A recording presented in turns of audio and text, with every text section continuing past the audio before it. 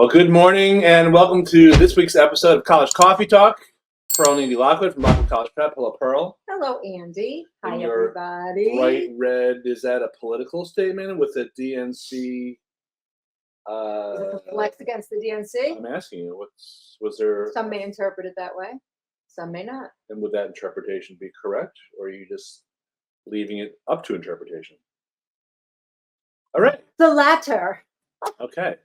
Well, we've got a good show today because we've got some important stuff to talk about. We've got the updates to the FAFSA apocalypse, the latest, not greatest changes, or I guess breaking news about what's in store for this year's financial aid applicants and recipients this year, meaning 2024, 2025.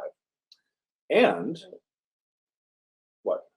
what? Do you mean no, don't you mean 25, 26? Both. Okay. I mean both. Okay. Yeah. All right. Okay. Should we start over? No, but we are actively. We're going to be talking about financial aid options for affluent families. But before we get into that, please join us in a synchronized sip of your morning beverage. We're both drinking macchiatos today. Switching things up a little for the 25-26 season. You see what I did there? No. 1, 2, 3. Cheers. Enjoy. You know, last week when you were out on assignment, I asked people to share, which I'll do today. Tell us what you're drinking. And someone wrote back with the most complicated but delicious sounding, cold brew, 24-hour. Nitro probably was thrown in there. I'm not sure, but it was intimidating. Yeah. Neat. So, but I did ask. So I'm asking again, what are you drinking? And let us know where are you coming in from? Where are you logging in from? So let me just see who we have here. I want you to attempt to do that this week. We are now live on our page. Got 11 people joining us. I see Betsy and Alan Vaknine, longtime clients.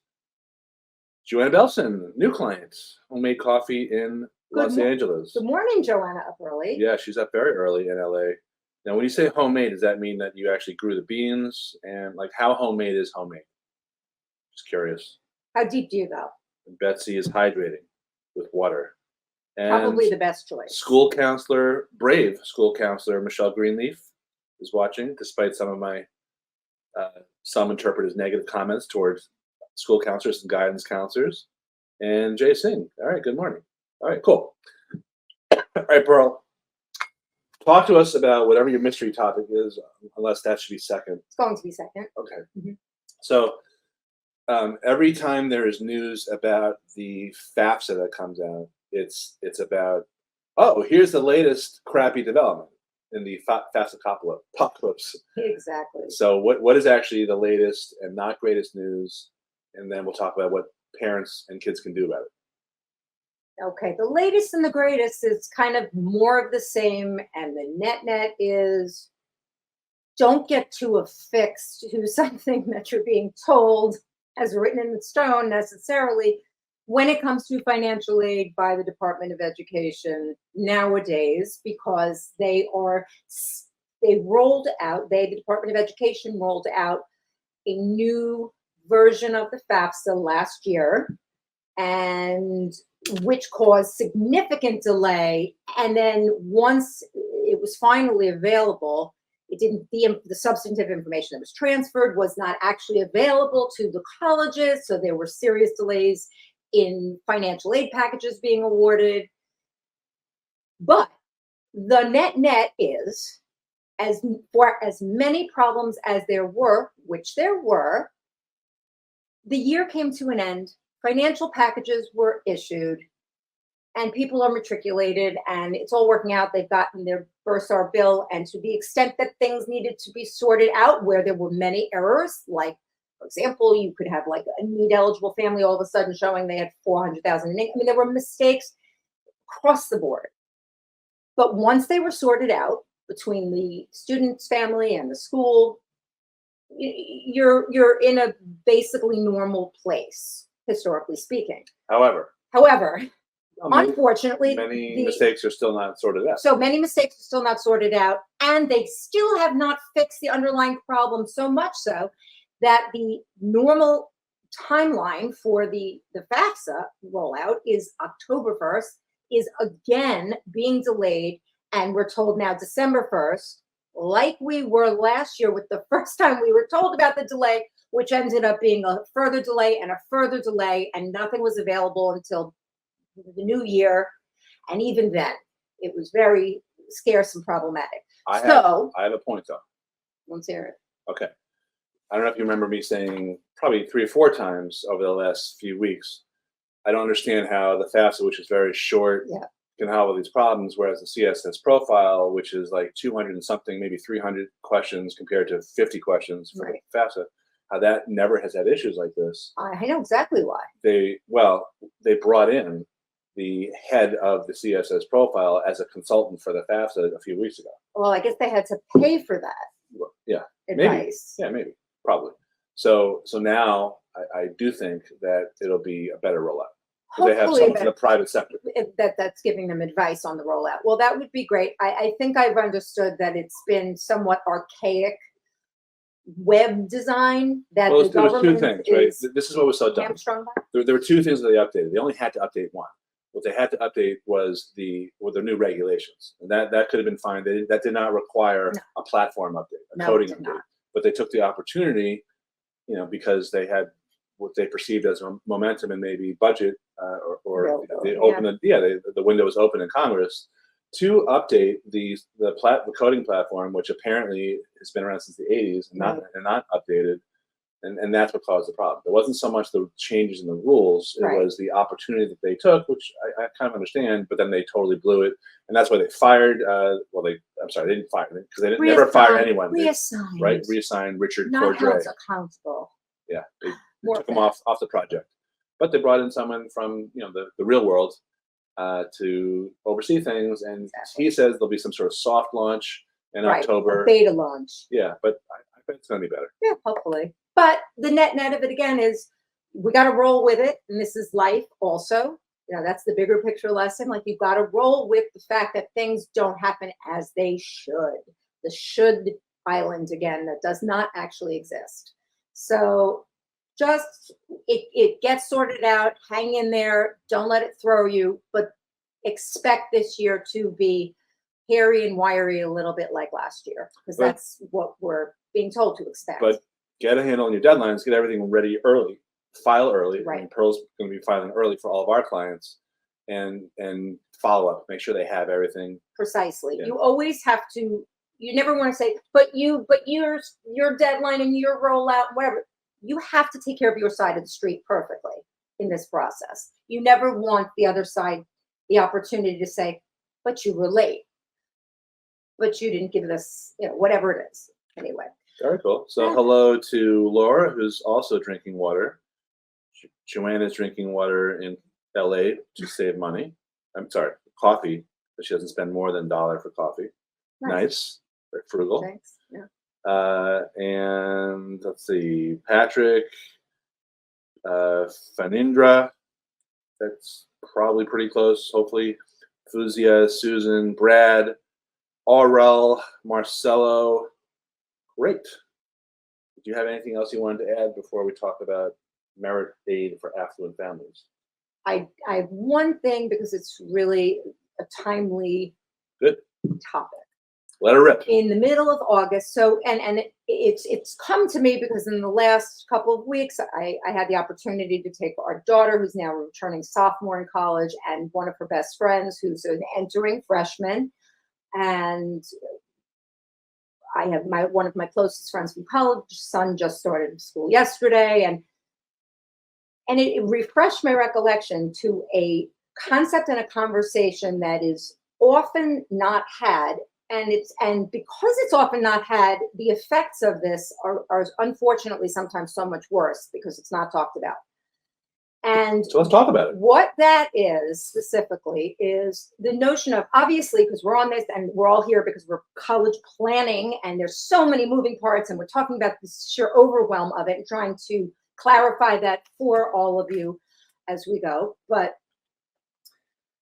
in that effort, there's also all this builds up and the notion of college is the best 4 years of your life, and you're going to meet your best friends for your life in college. And it is just this golden opportunity that, of course, we all know is so expensive. And so to get it right is so important. And now you've graduated, you've been congratulated, you had your prom, you had your parties, and now you're going. Yeah. And this is getting real. I felt so much pressure when you said that. I can't imagine what the kids feel.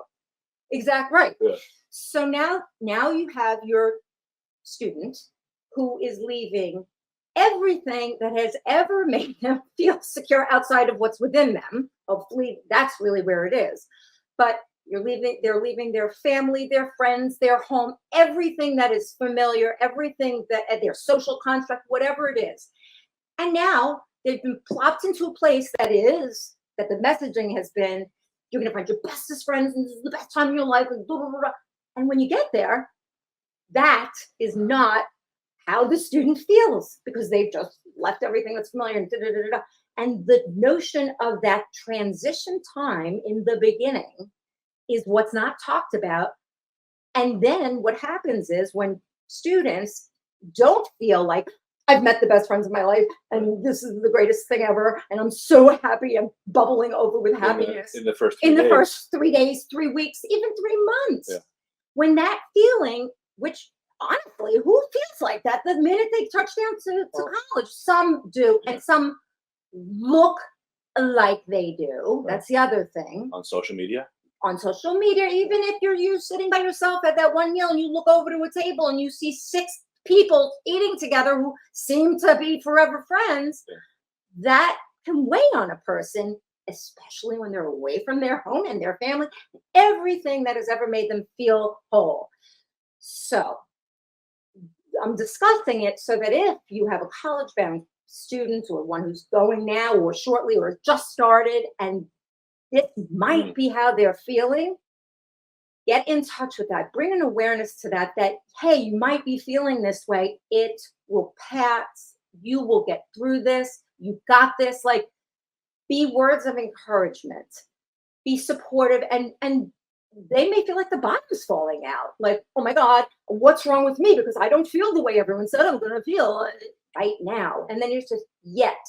You have to use, some curative language and some encouraging words of, you've got this. And also for a lot of kids, they haven't had any new experience of having to rely on themselves and their social skills to branch out, because maybe they made all these friends in kindergarten, or they've been just shoved together, forever. I remember last year when you told our daughter Sammy, who's a freshman, you're like, look, I don't even remember who my orientation friends were. Right. But my real friends, I'm still in touch with, were people I met sophomore year, second semester, right? Later on, like, I mean, you still might be friendly with people from orientation, but you've got, just because it doesn't happen right away, it doesn't mean that it's never going to happen. Right. And the other reality is it takes time to get to know people and to develop relationships and friendships. I always say to my kids, it takes 4 seasons to really know somebody, to really, everyone puts their best face on in the beginning, and that may or may not be actually how and who they are. So unfortunately, she interpreted that as going to the 4 Seasons Hotel, which was very expensive, but you meant the calendar seasons. You did. Yeah. I did. Words matter. So anyway, I just wanted to sort of point out that is a really underreported topic, the transition period of the student who, is finally going to all this work, all this effort, all this hype to the place. And then when they touch down there, immediately, they don't feel that way. It feels like the bottom may have fallen out. Okay. And then what? So just get in front of that, or just be mindful of it. All right. That was important. That's a big, big topic. So again, if you're just joining us, this is College Coffee Talk. We talk about all things college, getting in, staying in, paying for college, and then transitioning, I guess, to college. So that was very important. You want to set them up for success, because one begets the other. That was a nice surprise that you threw at me. So if you have questions or you want to comment, this is a great opportunity to share that information, because we're all going through the same stuff. When we have 3 kids in college this year, so We've been through some of this. We have some that's yet to come. We get it also. All right, let's switch gears, shall we? Yes. All right. So today's question, what financial aid options are there for affluent families? A lot of people rule themselves out. They think they're not going to qualify for any aid. And this is usually because they've heard this or they've read this or they've, I don't know, they've heard part urban legends, soft whispers that financially is never for people like you, or you're not going to qualify because Boston College never gives money, or something like that. And the reality is a lot of people rule themselves out just automatically or reflexively because they think they won't qualify, but sometimes they do. And we have had families who have made more than $300,000 who have gotten need-based aid. And we've also seen families who make $50,000 to $70,000 receive nothing. So how can that be? Well, that's going to be discussed right now, partially focusing on affluent families. So we have two types of families in our practice. We have a fair amount of families who can just write the check for college, maybe several times over, and they don't have to sweat it. And then we have people who need the money, either they're low income or middle class income, and they think they're not going to possibly be able to get anything. It's funny. For example, just this past weekend, I was meeting with a prospective client who said very clearly to me, and he's a financial guy. He's pretty affluent. He has a practice with very high net worth individuals, and he said very clearly, he goes, "Look, I'm not here about getting money for college. I want to give my son the edge, whatever it takes to help him get in. We've never been through this before. I know a lot of other people, hired you, and they said you're the best, but so it's not really about the money." And I said, "Great." And then I told him a little story about a client a few years ago, who you'll know. I'm not going to say his name. Mm-hmm. And he said to me when I had a similar conversation about his daughter, he said, "Look, the reason that I work so hard," and by the way, this guy had I think he had two companies in the Inc. 500, or maybe one was in the Inc. 500 fastest growing, and the other one was the Inc. 5000, but alpha male with a few different entrepreneurial ventures. And he said, "This is why I work so hard, so that I can afford to send my kids to the best schools and give them the best opportunities possible." And we have a lot of clients who are like that. A few months later, when the offers started coming in, he was on the phone. He's like, "Lockwood, you wouldn't believe that Taylor got a $30,000. And I'm like, "See, I told you, it is about the money. It's nice to get these scholarships." So that's stunned him. So just a couple of statistics. First of all, at any given college, roughly 30% of the families pay full price, 25 to 30%. The vast majority are getting some sort of subsidy. The average discount is 56.1% from a private college. There's a lot of discounting going on. Paying full price is a choice, not an option. The deals are out there. Colleges bribe applicants to come. That is part of their business model. The average gap between the full price and the net price for affluent families is $18,000, meaning the average affluent family who makes $250,000 or more gets $18,000. That's the median. So there's a lot of people getting more than that at colleges. So the question really is, where should you apply? How do you find this money? Because that's what it's all about. It's about what pond you fish in. And colleges are highly aware of this. It's more than that. They're engineering this because they have consultants, enrollment consultants, who will run algorithms to calculate, okay, in order to get this family from Greenwich to come here, as opposed to enrolling in UConn, you need to offer them $18,000 or words to that effect. And what's interesting is the psychology behind this, because many of the expensive private colleges who have pretty substantial endowments, let's say hypothetically they charge $60,000 for tuition and they offer a $30,000 merit scholarship. It's much better psychologically for a family to say, yeah, she got a $30,000 scholarship, than if she were charged only $30,000 in tuition. Because a lot of these colleges, they play this game. They increase their prices, but they increase their discounting also. So it's called like the Chivas Regal effect, where in order to value something, you have to pay a lot for it. But then you get the bragging rights to say, well, she got a 50% ride. My daughter's so smart. Exactly. That's a big part of it. Right. So where do you look? So it's mostly private colleges that have the high sticker prices, but will discount. The average tuition discount at state universities across the country is still about 50%. So it's not much less. But the biggest discounts tend to come from private colleges. So that's the first step is understanding which schools you should be looking at primarily. And then the second step, which gets overlooked a lot, is how your child stacks up compared to the competition. So if you're in the top 20% of the cohort that they're competing against in terms of GPA, in terms of SAT or ACT scores, even in today's test optional environment, for merit scholarship from colleges, test scores count. So it's harder, not impossible. It's harder to get a merit scholarship from a school if you don't submit your scores. I have seen it happen a lot, but it's just hard.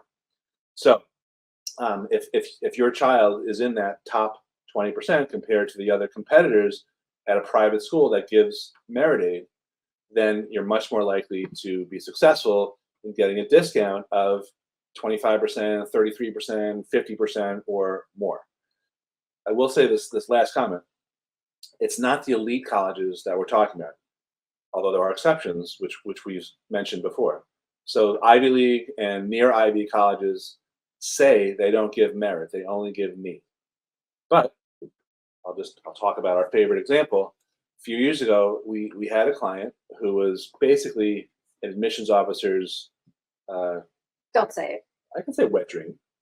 Dream. Okay. Come on, we're a classy outfit here. Fine. Nocturnal. Okay.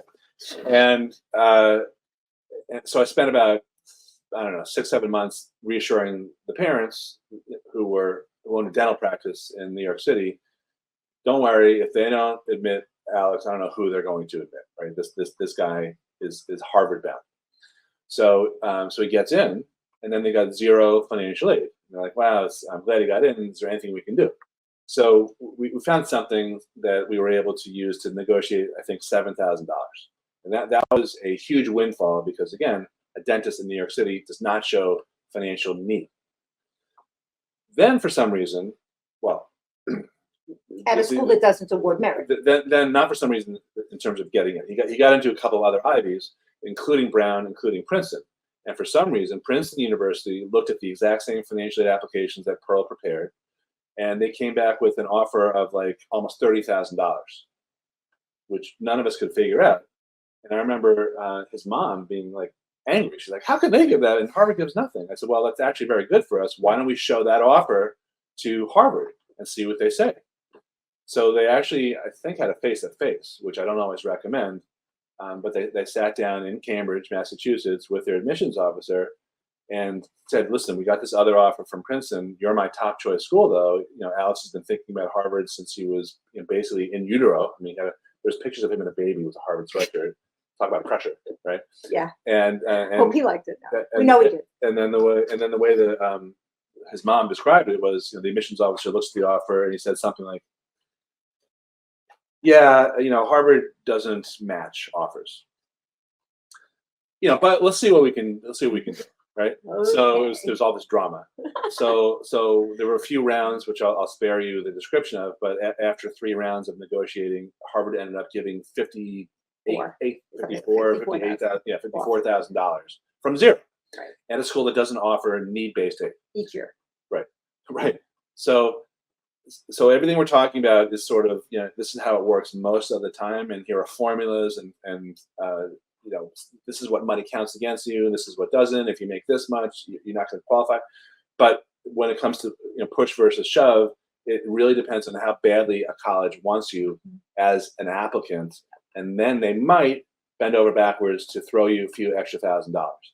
So the bottom line here is, if you're not going to qualify for need-based aid, number one, that's okay, because there's actually more merit aid out there than need-based. And number two, if you're strategic about this, particularly if you apply to generous schools that are generous to you and a few that compete with each other, then you might have greater results than you ever could have imagined. So I hope that helps. For more tips like these, you definitely should subscribe so you don't miss out on anything like this. And some of you may be watching this. This is a Facebook Live broadcast, but some of you may be watching this on Instagram, TikTok, YouTube, whatever the new one is. I don't know. Truth Social. So subscribe there, and you'll get more like this. Okay. Any questions that came in? We got 5 minutes left here. This is your last call for questions. I'm going to make a comment to Eric. Thank you very much. Eric, Samuel, Joyce. Let's call everyone out. Cecilia. Like, what's that show? Rainbow, whatever. Romper Room. I see Cell. KS. And I see Julietta. Madsen. Marsha. And Grayson. Hi, Eric. Rick Darvis. We know that guy. Rick the genius. Sorry, the legend, the ancient legend.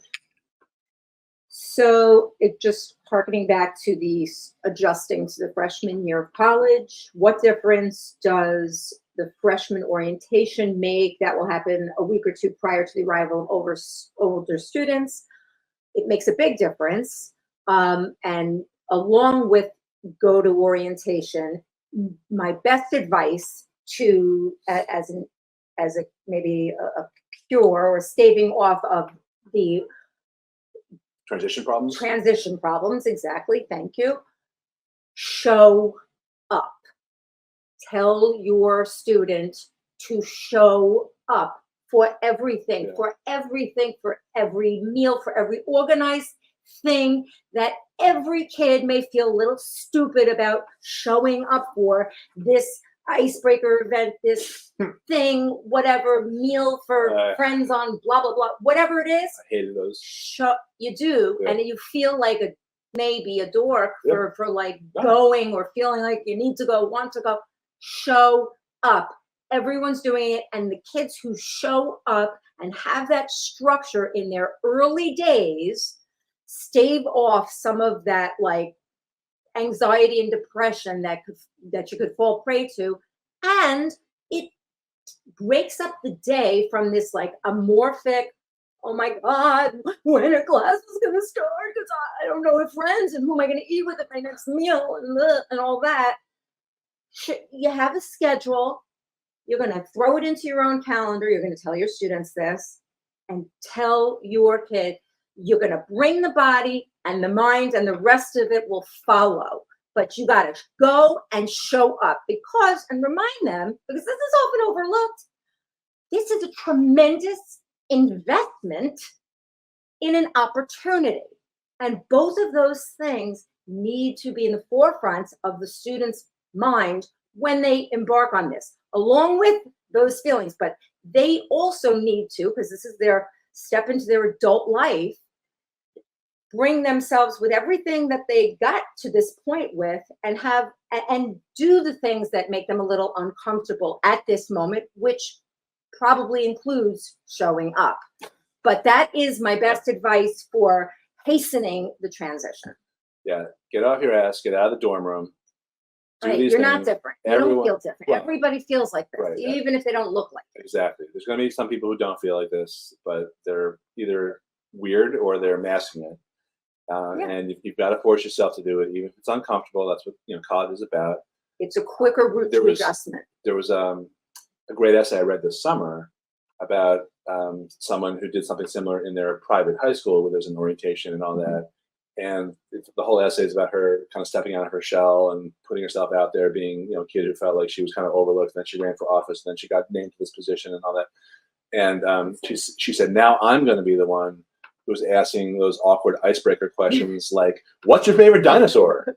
They're so stupid. Right. But I remember the one that I had to do at Wesleyan, which was, we didn't have, I'm sure we had like a normal, regular education, orientation. But then we had the one it was called Caliga, and it was like the Lesbian Gay Alliance, something. So we all had to pretend that we were at one of those meetings. So we each had to go around and be like, hi, I'm Fred, and I'm a gay man. Hi, I'm Andy, and I'm a gay, gay freshman or something. And I was like, that is the most uncomfortable. I know, we talk about uncomfortable, right? Hello, Wesleyan. Yeah, exactly. Yeah. Well, no, that's probably every college, right? Yes, that's fine. I'm gay, and I hate Israel. No, sorry. So that that was the most uncomfortable thing. But what it led to, may I? But what it led to was then my hall, which was maybe 11 people. We all went out to the really crappy cafeteria, and we kind of talked about how awkward that was. Right, exactly. And And you bonded over it. Well, then one guy from Switzerland, Big Gene, was like, "Hey, let's go around and do that again." And I'm like, "No, I mean, I did it once, you know." And so he's like, "No, I think it'd be a good idea." So anyway, we went around. And he was like, "And by the way, I'm Gene, and I'm gay, and I'm really gay." So then that's how we like introduced himself to and then he spent like the whole semester kind of like torturing me. He's like, "My friends are coming to get you," you know. So it was like a funny thing, and he was a great guy, but it was a incredibly awkward thing that I'm glad I went through because it was just painful at the time. Yeah. But I see the results. I don't think anyone watching this is going to go through something like that, although it's possible, right? Maybe they already have. I doubt it. Today's version. But yeah, but whatever it is, there's always value in it, and when you get to college, you like Pearl said, it's an investment. You want to extract the value from it. That is not how kids think. Frankly, it's probably not how a lot of parents think, unless you're self-employed. You have 8 semesters there. But give it a shot and force yourself out of that comfort zone. Get out of that dorm room. All right. Well, thanks for watching. We will be back with College Coffee Talk next Monday, as always, live at 10 a.m. And please share this with your friends and throw in your comments. We will answer them when we're off the air to the best of our ability. Have a great week. Bye-bye. Bye.